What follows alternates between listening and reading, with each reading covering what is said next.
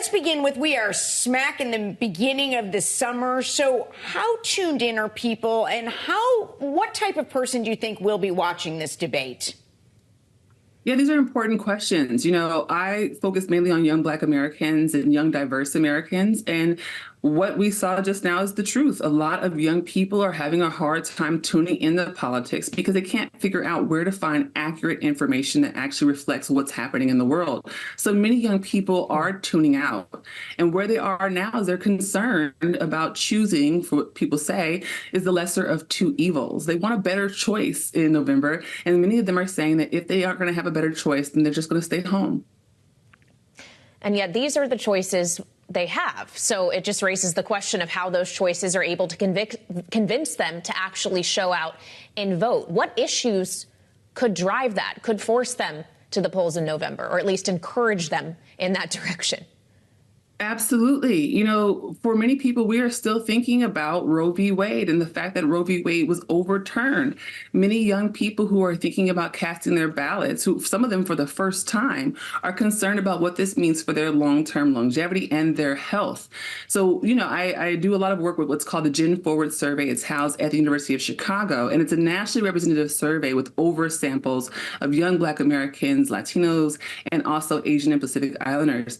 And for many of them, they're concerned not only about issues of women's rights and reproductive justice, but also the economy. When we asked in 2020 what the biggest concerns were, they said abolition, they said police, they said the killings of Black Americans, but now they're thinking about pocketbook issues. Who's going to ensure that they have jobs? Who's going to ensure that they have access to education? And if these two candidates, who are in the lead, in fact, can't speak to that very quickly, then they're going to see a lot of young people disinterested and disaffected.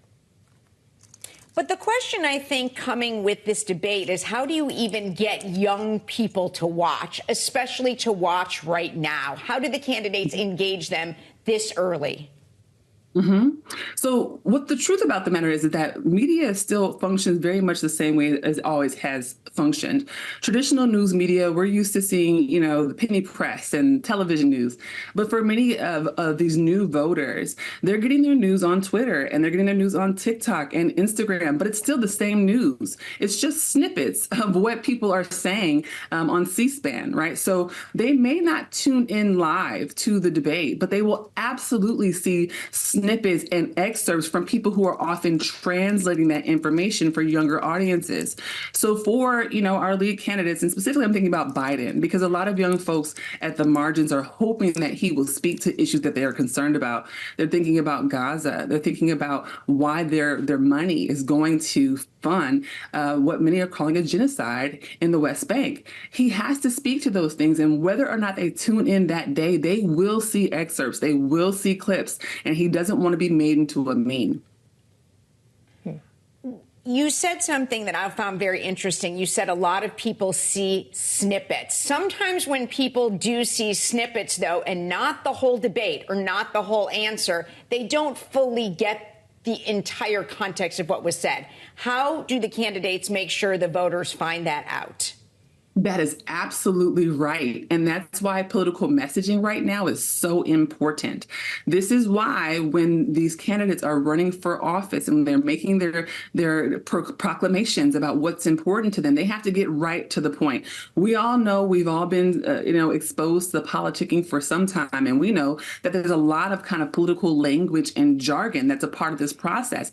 And that's precisely what is turning off young voters. They don't feel like anyone's being honest about the state of the world. And that's what these candidates are going to have to do. So no more of the kind of walking around the answer to the question. They have to get right to it. Well, especially when there's a mute button involved, and once their time's up, their mic's getting cut off, at least theoretically. That's part of the rules we have to consider in this debate in particular, as well as the fact that there will be no live audience. This is something I spoke with Barbara Perry, a presidential studies professor at the University of Virginia, about earlier today. This is what she told me. I, for one, Kailey, will be pleased not to have the booing and the shouting and the clapping. I find that distracting. But it might be a little bit like during the pandemic, watching the U.S. Open tennis match or watching the Masters without anybody there spectating and cheering. And so the silence may be deafening in that sense. I thought it was interesting there, Professor, that she was kind of describing the debate in the same terms as spectator sports and what silence can do in that scenario. The lack of a live audience when so many of us are used to getting the cues of the laugh tracks on sitcoms or what have you. How do you see that playing into the way in which this debate performance will be received on both these candidates' parts? What's interesting is that, that's a generational concern, right? Young people overwhelmingly are not sitcom folks. Like, these are young people who aren't even watching television. My students don't have televisions in their dorm rooms. They're watching YouTube. They're watching TikTok. They're watching their favorite shows on social media. There are no laugh tracks. There are no cues. So it's actually, for a lot of the folks that I study and the folks that I work with directly, it'll be more natural for what they're expecting. But what I hear, right, is that for older voters who are used to a certain type of politics, a certain status quo at these debates, they may feel alienated by this format. And I think that's something that our candidates will have to consider as well. One thing the candidates, I think, do have to consider is they're really trying to speak, in many cases, to an independent voter. There are a lot of people that are decided no matter what. That fraction in the middle is very small. What do they need to do to appeal to them? It's really important that we understand that at any moment, that kind of group of independents, that kind of median voter can shift. And what we're seeing is, at least in the data, is that for a lot of young people who are thinking about who to vote for in November, they're concerned that the parties are a little too extreme. And this is on both sides.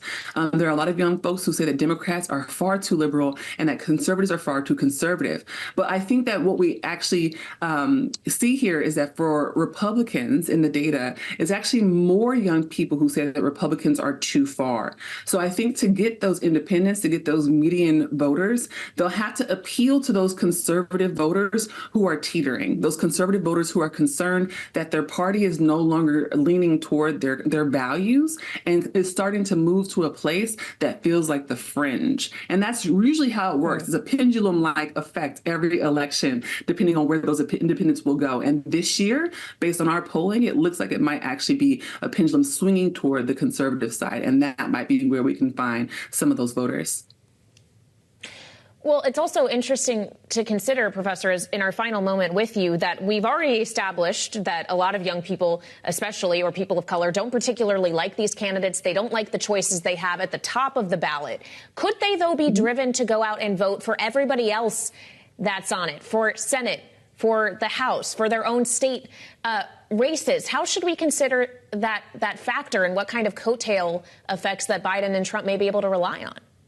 I think this is such an important question. Not only are young voters concerned about these kind of leading candidates, they're also concerned about Cornel West and Kennedy. They don't want any of the folks that are potentially in the running. And what they have said, though, is that they are concerned about local issues. They are concerned about who's going to affect their day-to-day lives. And they are educating themselves through local meetings and social movement work and ways to address concerns in their communities, especially around schooling and housing, right? So I think that there may be down ballot effects in the long term, and we may see them shuffle out for the parties. But when it comes to local politics, I think that we'll actually see a resurgence of interest, especially for young people who are thinking about actually entering politics themselves.